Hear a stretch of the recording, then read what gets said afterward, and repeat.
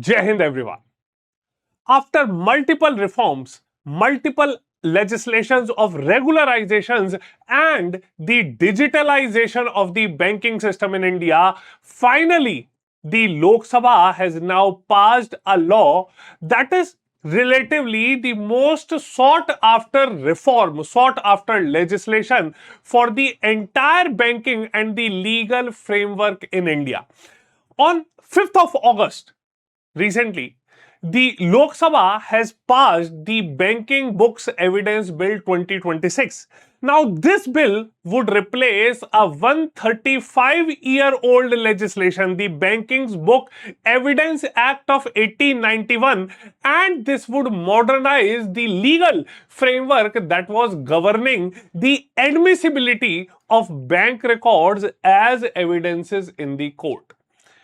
The new legislation that is brought into picture, the new legislation that will be now adopted, it would now recognize the digital, electronic, virtual and even cloud based banking records and would make the legal system compatible with the modern banking practices. Now, this is something that can be said as a reform in the banking system. Something that after digitalization would bring a reform, would bring some landslide changes in the legal framework of the banking system in India, and also it would acknowledge the much needed reforms in the evidences of this country.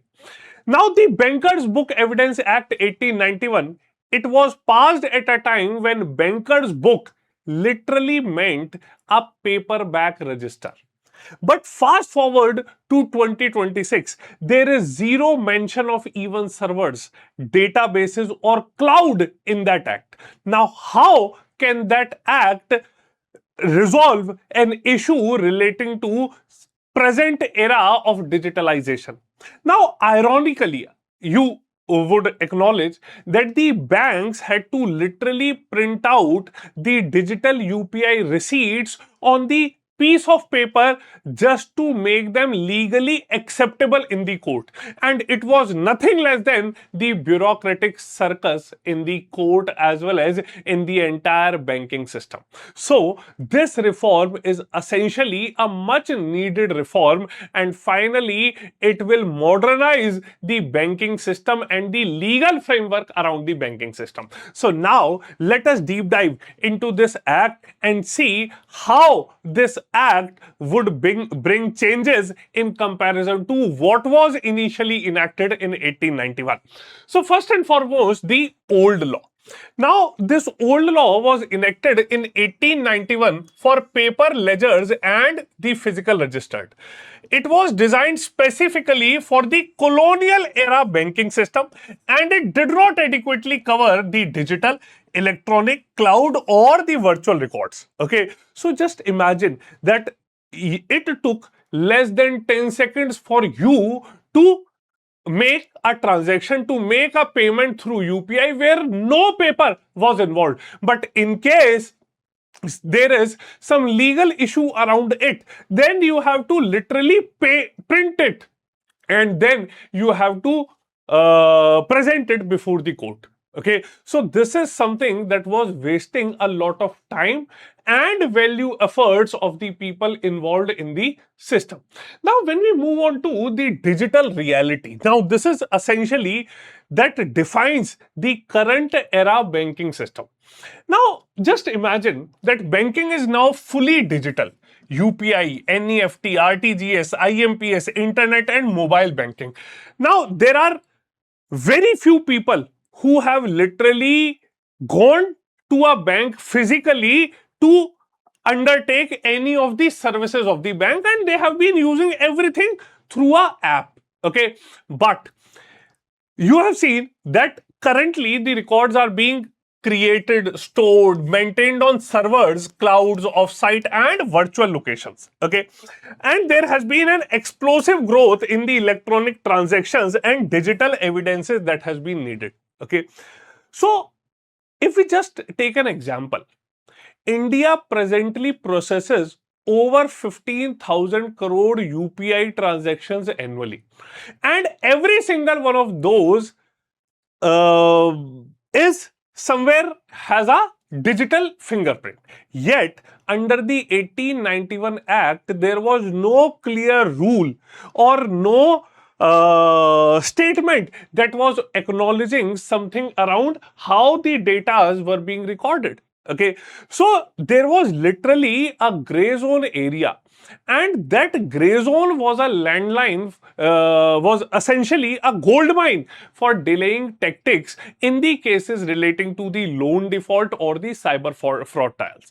Now, in an era when we have understood that time is money and the old laws was costing us both time as well as money. Okay, the old law was that was created had legal uncertainty and practical hurdles in the court, but now these practical hurdles are being resolved. So if we have to essentially see, okay, that what all were the core problems around this, okay, so in the old act, there was no legal recognition for the current digital systems. Okay, there were huge difficulties in producing certified electronic copies. Now, this was a bigger issue because in today's era, when multiple things are being done electronically, they literally do not require signature of an individual. So, in that era, how to prove that this is something which is original? Okay, so there were no provisions for such practical hurdles that were being noticed by people in the day-to-day or the routinal functions. Okay, now unnecessary summoning of the bank officials for the original documents, which wasted thousands of man hours. Okay, and it severely delayed the fraud investigations, loan defaults, commercial disputes and cyber cases. Now, this was totally misaligned with the digital governance push and the paperless banking goals which are being envisioned by the government. Okay, so this 1891 Act, it had turned the courtrooms into paper factories. Okay, the bank managers, so we can see the bank officials as good as bank managers, they were routinely called to physically verify the printouts. Now, at a time when the data was clearly sitting on a secured server, people had to literally cross verify them before they were being submitted in the court. Now, this essentially had slowed down everything from tackling this issue, okay, from tracking the willful defaulters and finally to investigating the scams that had been taking place quite regularly. So it was a lose situation for judiciary, for the banks and the common citizens who had been waiting for justice from quite long. So when we compare this old versus the new, okay, in the old law, the records were kept in the physical ledgers. Now it would be acknowledged even when placed on electronic servers, cloud infrastructure. For proof of authenticity, physical signatures on the printouts were taken up. Okay, but now they all would be digitally verified, signed by the officials. Now, in the previous law, the officials were routinely summoned to certify the copies, but now it would be only upon special causes, okay, wherein something that requires deep verifications. Clear? So, from now onwards, the courts won't have to call the branch managers for every single printout verification anymore. They will only call them if there is a genuine doubt about a tampering. Now, this would save thousands of judicial hours as well as the man hours annually. Okay, now why the new law was essential? Now, this new law, even though we have understood how it would bring reforms to the practical situation, okay, but there is a lot that is involved in this. Okay, now it would explicitly recognize electronic, digital, virtual and cloud-based records as admissible evidence. It would enable certified electronic copies with proper authenticity and safeguards. It would reduce dependence on physical documents and courts appearances by the bank staff. It would streamline investigation and litigation involving the bank records. It would strengthen framework against financial frauds and the cyber-enabled offenses, and would also align banking evidence law with the contemporary technology and the digital infrastructure in the entire country. So, if we take an example, when investigating a multi-crore cyber heist, okay, the investigators can now solely rely on the certified digital trails without having them to scramble to find a physical register that does not even exist anymore. Okay, so these all changes would align our legal system with the reality of how Indian banks are practically working today. Okay, now what all are the critical safeguards that have to be maintained? Okay, so this is not essentially a free pass. Okay, it would also require strict authenticity checks, and the banks must legally certify whatever the records have been produced. Okay,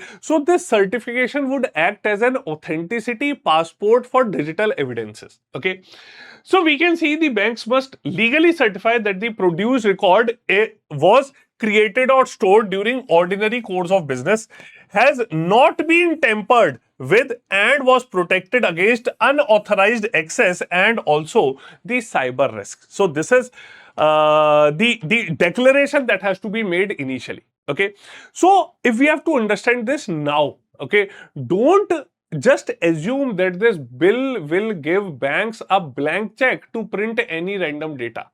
The safeguard herein are also very strict. The bank's authorized officer must sign everything digitally. Okay, and they must swear that the record is untouched and secured.